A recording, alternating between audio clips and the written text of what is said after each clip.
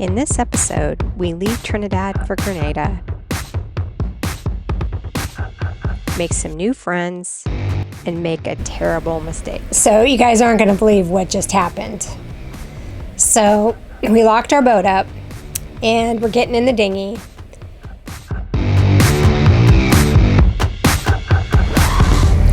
We're leaving Trinidad behind us.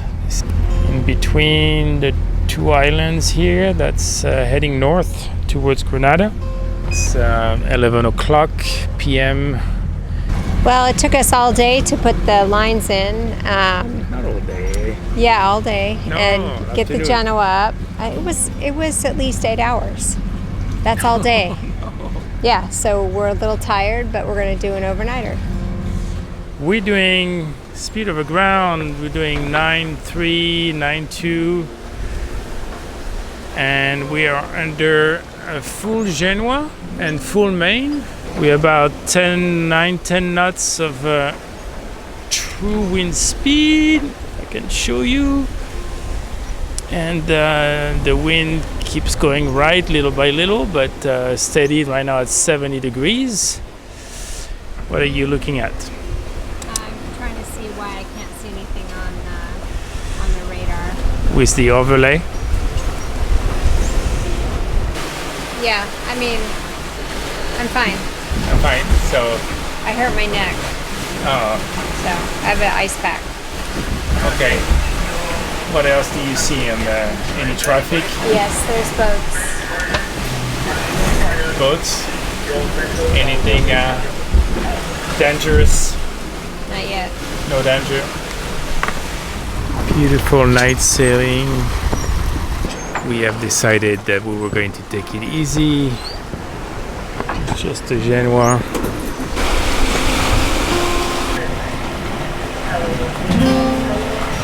I'm wearing Holly's bob. A little too small for me. Holly found the island. What a good captain she is. I can go to sleep, wake up, and land ho.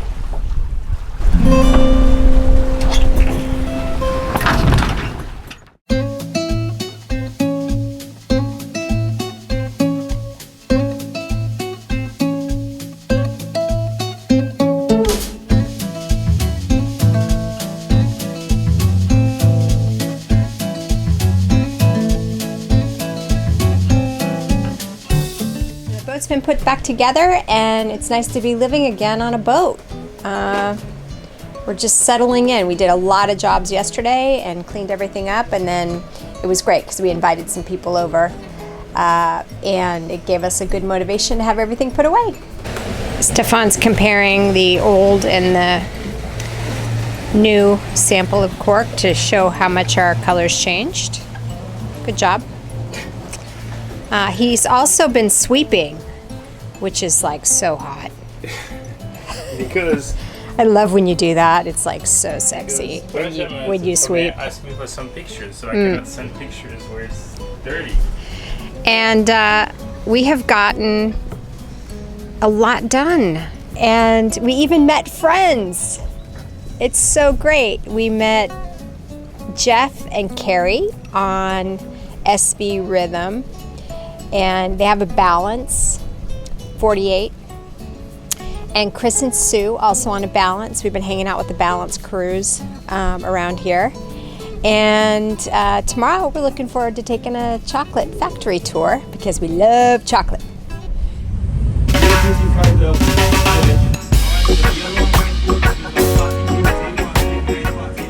This building here was constructed in the year 1774 by the French. This was an old rum distillery in the year 1774. Fermentation is when you get rid of the white stuff on the cocoa bean, which is called the pod. The first starting is when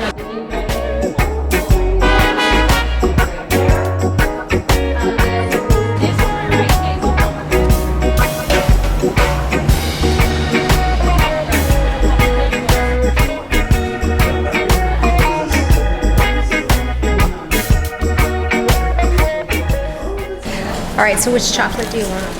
100%. Go for it. £2, 100%. 20 US dollar. 100% is right there. I don't know if I... Oh. Yeah? Yeah. The 2-pounder? Yeah. Two You're pound. gonna have a chocolate party at your boat? Yeah. 100%. You have no idea. Stefan eats so much chocolate. No. So what else did you get? He's in denial right now. Is in the what? He's in denial right now. Oh. He's gonna tell everybody he doesn't eat very much chocolate, But it disappears it anyways. disappears. It melts. It magically disappears.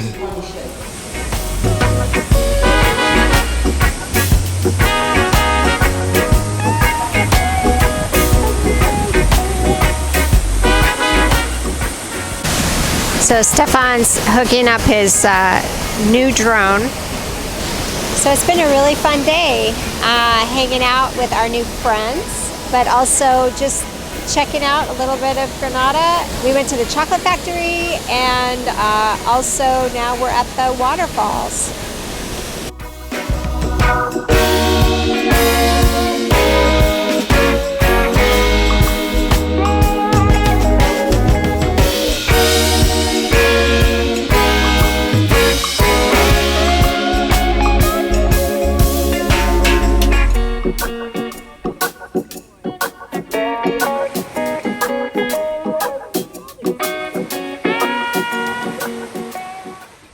So I have a bunch of conference calls today, so I put makeup on, but business up top, party down below. Not funny. So you're matching. You could go to the beach this way. Yeah. Hopefully I don't sweat to death. We'll find out. Stefan put the tent up, but whew, it's sweating already. It's not even 10 a.m. I have calls all day. Anyway, the realities of living and working on a boat.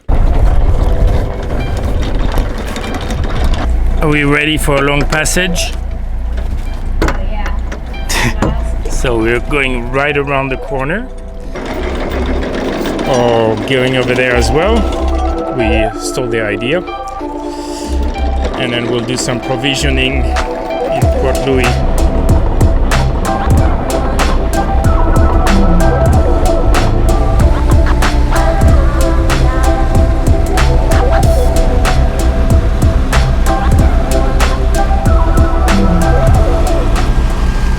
So you guys aren't going to believe what just happened.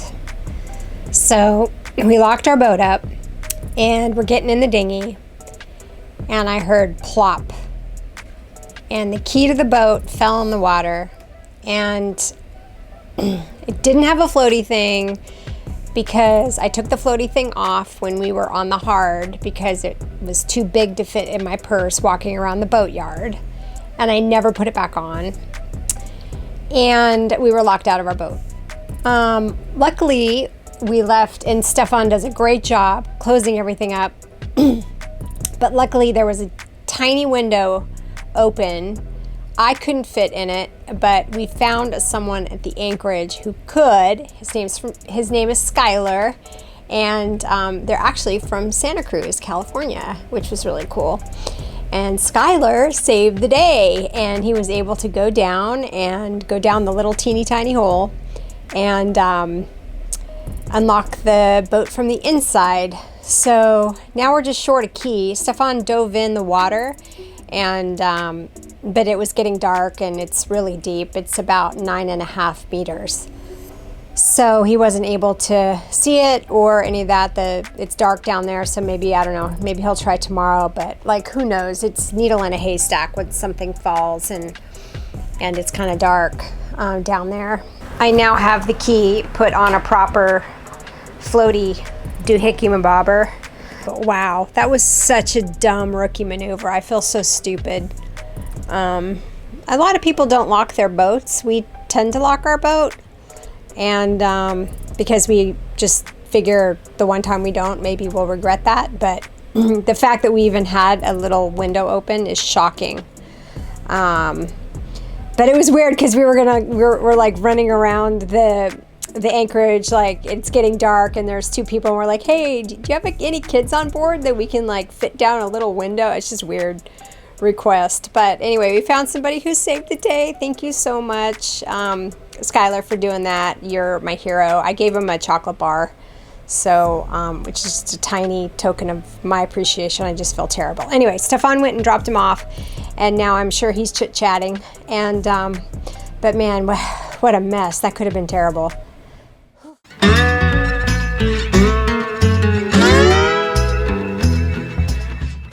We have a bat on our...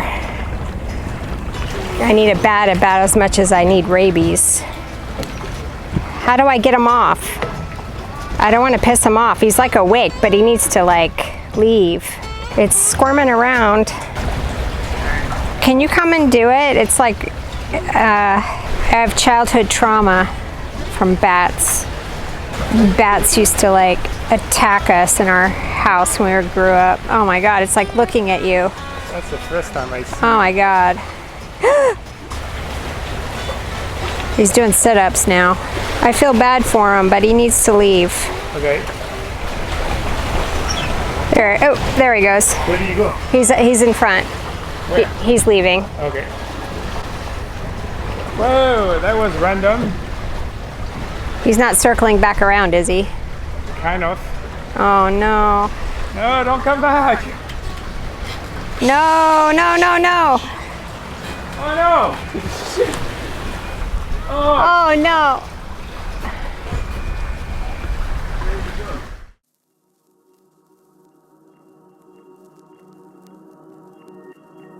So just to give you a little sailing update, we left from Port Louis here, where we provisioned some fruits and vegetables, and we had westerly wind first here, and then the wind shifted to easterly, which is more expected as we get in between the islands here, the northern of Grenada, northern part of Grenada. One dilemma, which is this is the circle here is restricted. There is a volcano under, and then you have a circle for when the volcano is inactive that is smaller, and when it's active that is bigger. Right now, as we're sailing close haul, because we have two options, we're either going to stop at Rhode Island here for the night, or we're going to push all the way to Tyrol Bay in Carriacou. The problem is we'll get there probably just before dark if everything works well. So we have to weigh both options.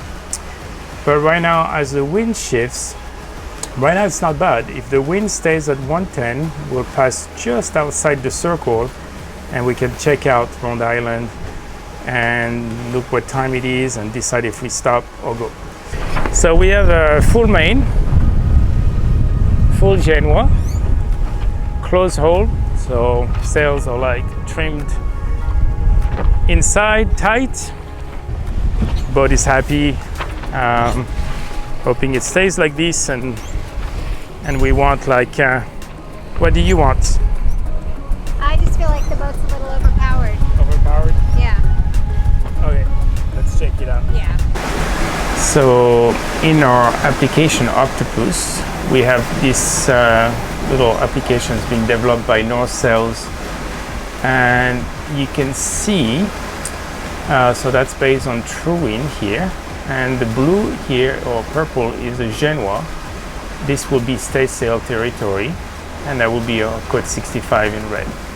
So right now, with 13 knots of wind and with the angle we have, we are definitely within range of the Genoa. And if the wind increases, then what we'll do most likely is just put a couple turns to reduce some sail area in the Genoa. And we're still sailing through the restricted area, so we need that wind angle to help us a bit, but we'll see. Let's hope the wind goes back to the right a little bit. Right now it's not favorable. Come on, we need like a good 120 plus. Oh well, that's not going to make it, but that's going to be good enough in my book. So you have the island of Grenada to our south, and then you have a set of 3 islands. Carriacou Island. This is Round Island. So that was one of our options to anchor for the night. Diamond Island. Yeah, could be a diamond.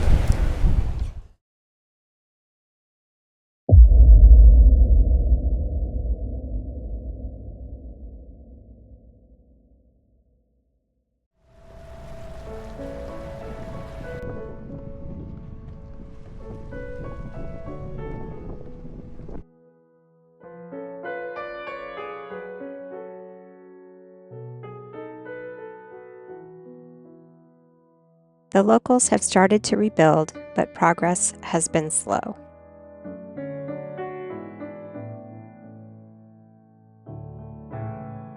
The people we met explained that they're utterly exhausted from fixing homes, rebuilding businesses, and also helping other families.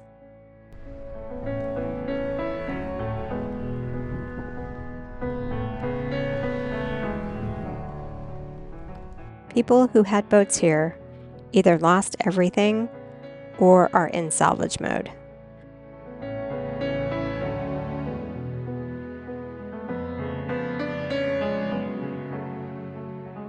And the anchorage sits full of abandoned boats, many without masts.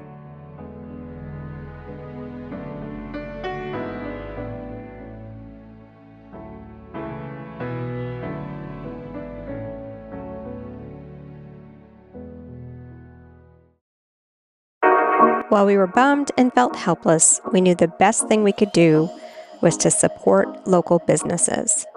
So we headed over to Tim's Lobster Shack, and he told us his inspirational story about getting his business and his home rebuilt, and how grateful he was that we were there. And the food was delicious.